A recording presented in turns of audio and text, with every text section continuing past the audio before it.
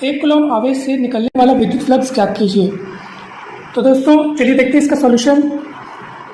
प्रश्न में हमें क्या दिया है, 1 कूलम्ब आवेश, तो आवेश का मान 1 कूलम्ब, Q = 1 कूलम्ब। अब हम एप्सिलॉन 0 का मान लिख लेते हैं। ये एक कांस्टेंट है, इसका मान ये फिक्स होता है। इसका मान इसलिए लिखा जा रहा है, इसकी ज़रूरत इसलिए पड़ रही है क्योंकि विद्युत फ्लक्स का मान ज्ञात करने में जो फॉर्मूला इस्तेमाल होगा उसमें एप्सिलॉन 0 आएगा और फिर इस मान की हमको ज़रूरत पड़ेगी। तो Q का मान हो गया 1 कूलम्ब और एप्सिलॉन 0 जो है, ठीक है, उसका मान होता है 8.85 × 10⁻⁻12 कूलम्ब स्क्वायर प्रति न्यूटन मीटर स्क्वायर। विद्युत फ्लक्स हमको पता करना है। दोस्तों यहाँ पर हम मदद लेंगे गॉस के नियम की। तो गॉस के नियम के अनुसार फाई = होता है Q/ε0 और मान रख देंगे। Q का मान है 1 कूलम्ब, तो Q के स्थान पर हम रख देंगे 1 कूलम्ब, Q की जगह पर रख देंगे 1 और ε0 की जगह पर रख देंगे उसका मान, ठीक है।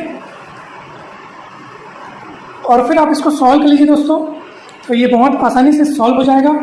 तो सॉल्व करने के बाद इसका मान आया दोस्तों 1.13 × 10⁻11 न्यूटन मीटर स्क्वायर प्रति कूलम्ब। तो ये दोस्तों इस तरीके से इसका आंसर आ जाता है 1.13 × 10⁻11 न्यूटन मीटर स्क्वायर प्रति कूलम्ब। और यही अभिष्ट विद्युत फ्लक्स है, यही हमें ज्ञात करना था दोस्तों। अगर आपके मन में ये डाउट आ रहा है कि सर इसको सॉल्व कैसे किए, इतना कैसे आ गया, तो ये बहुत ही सरल है दोस्तों, इसमें कठिनाई नहीं है। आप ऐसा कर सकते हैं, इसको देखो 10 की घात -12 ऊपर जाएगा तो 10 की घात +12 हो जाएगा, ठीक।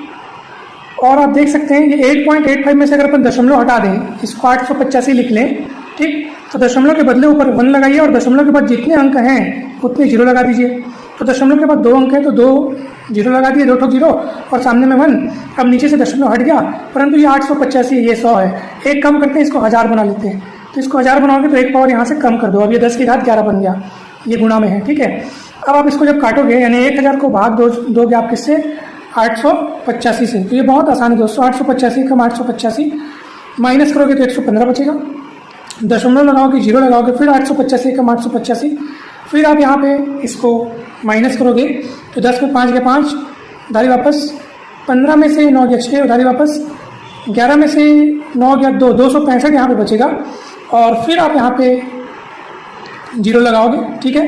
अब आप यहाँ पे देख सकते हैं कितने बार जाएगा, 3 × 5 = 15, हासिल 1, 3 × 8 = 24 और 1 25, हासिल 2, फिर 3 × 8 = 24 और 2 26, तो ये 26 55, अच्छा, यानी कि ये लगभग इसके करीब हो रहा है, यानी कि ये 1.12 मतलब ये राउंड फिगर लगभग वैल्यू इतनी लिखी गई है दोस्तों। क्योंकि देखो अगर अपन 2 बार में लेते हैं तो ये तो 885 × 2 अगर आप करोगे तो 8 × 1600